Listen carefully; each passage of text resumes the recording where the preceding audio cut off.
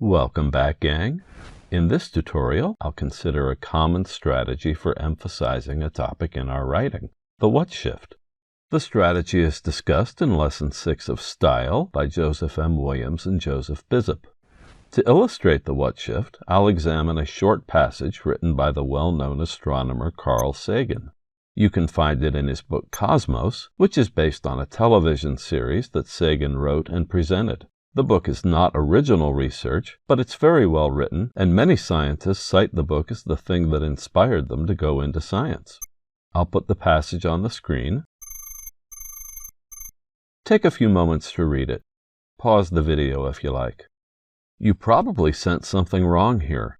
It's hard to know what the passage wants to emphasize. That's because I've deliberately changed the text. I didn't change it a lot. I changed only enough to remove the original emphasis. Let's examine the problem more closely. I'm pretty sure the passage is trying to make a contrast, especially in the second and third sentences. At first it seems that it's contrasting the privileged few with slaves. They're opposites, right? But the way the third sentence is organized doesn't match that meaning. It ends with the words manual labor. That's the usual stress position. So I wonder if we're supposed to contrast the idea of privilege with manual labor. If someone does manual labor for a living, it's reasonable to assume that they do not come from a privileged background. So we're in a state of confusion. Both interpretations seem likely, but we can't be sure. The sentence needs to give the reader a little push to clarify the intention. I think Sagan realized that, so he added a simple what shift to the third sentence. He probably did it intuitively. Here's how the what shift works. First, I want to draw your attention to the subject and verb of the sentence. This is where all the action will take place. There's an adverb here too, but that won't affect the shift. As you might guess, we'll begin the improved sentence with the word what. Now don't be fooled. We're not writing a question. We're getting ready to invert the usual word order. Let's add the subject and verb that we highlighted. It's a simple transformation. Everything moves as a unit. The adverb comes along for the ride. The result is a dependent clause. What slaves characteristically perform. As before, the word slaves is the subject of the clause and perform is the verb. Here's what we changed. The object of the verb used to be manual labor. Now the object is what? That's the inversion I mentioned. Objects usually follow the verb, but in this particular kind of what shift, the object comes before the subject. That's why it resembles a question. Technically, it's an indirect question. Okay, here comes the last part of the shift. We'll add a be verb. It needs to match the rest of the sentence, so Sagan chose is. Let's look at this a moment. We've added a verb. What is the subject of is? The entire clause that's to the left of it. We'll underline it to make it easier to see.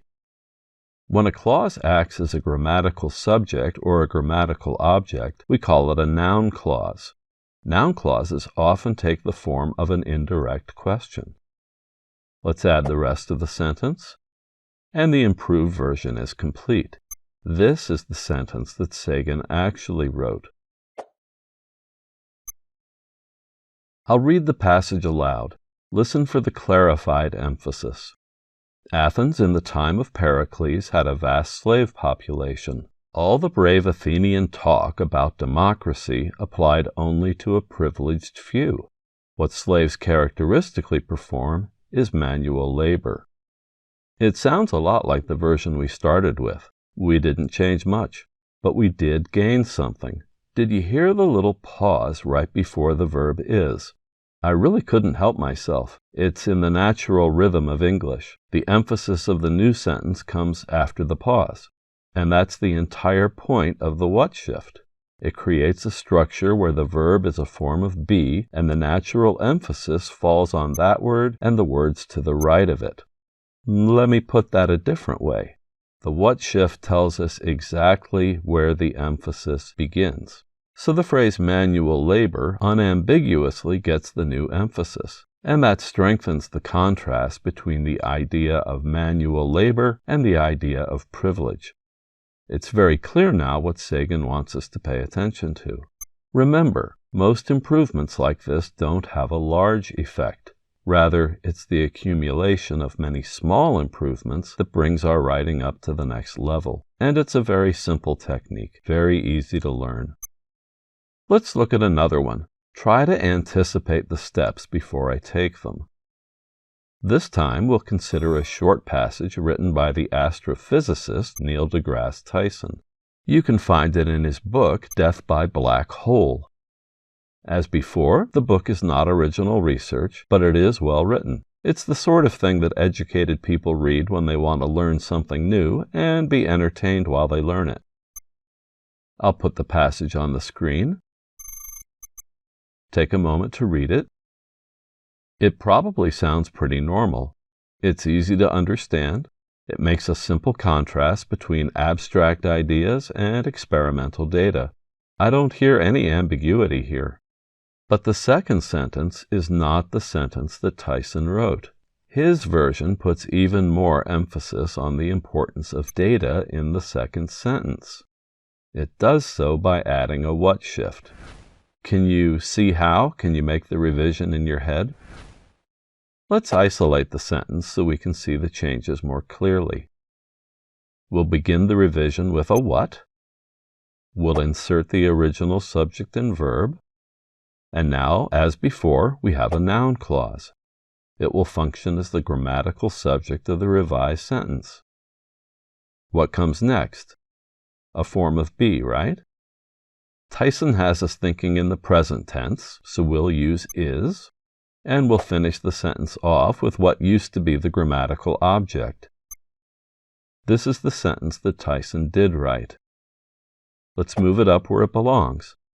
Listen to me read it aloud. Try to hear the way the emphasis has changed a little.